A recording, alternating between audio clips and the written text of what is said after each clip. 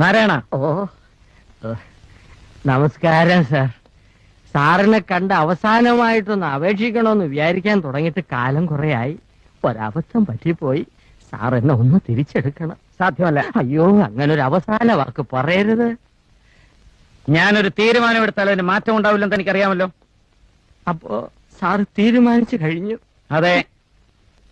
അല്ല, എനിക്കറിയാൻ മേലാത്തോണ്ട് ചോദിക്കുക, താൻ ആരുവാ? നാരായണ. പൂരായണ പോവേ. തനിക്കൊരു വിചാരമുണ്ട് താ ഏതോ കോപ്പിലെ വലിയ രാജാവാണ്. താ ഒരു പുല്ലുമല്ല. 1-2 ദിവസം ലണ്ടനിൽ പോയി ഏതോ ഒരു ഓന്തൻ റിച്ചാർഡ് സാഹിബിന് അരിവെച്ചു കൊടുത്ത് കിട്ടിയ കാശ് കൊണ്ട് ഒരു പഴയ കൊട്ടാരം വാങ്ങി അവിടെ ഒരു ആശുപത്രിയും തുടങ്ങി അവിടെ പ്രാന്തമാരെ പട്ടാളത്തിട്ട പഠിപ്പിക്കുന്ന ഒരു വിവരം കെട്ട പന്ന റാസ്കലല്ലേ താൻ.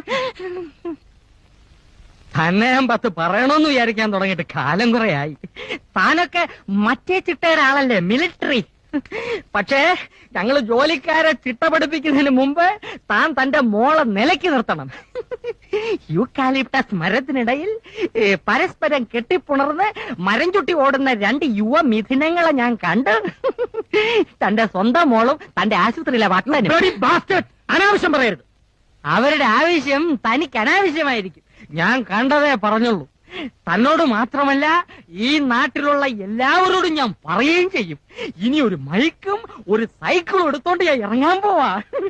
രവീന്ദ്ര, തന്നെയും തന്റെ മോളെയും ഈ നാട്ടിൽ ഈ നാരായണൻ നാറ്റിച്ചില്ലെങ്കിൽ തന്റെ പേര് തന്റെ പട്ടിക്ക് താനിട്ടോ. അറിയോ?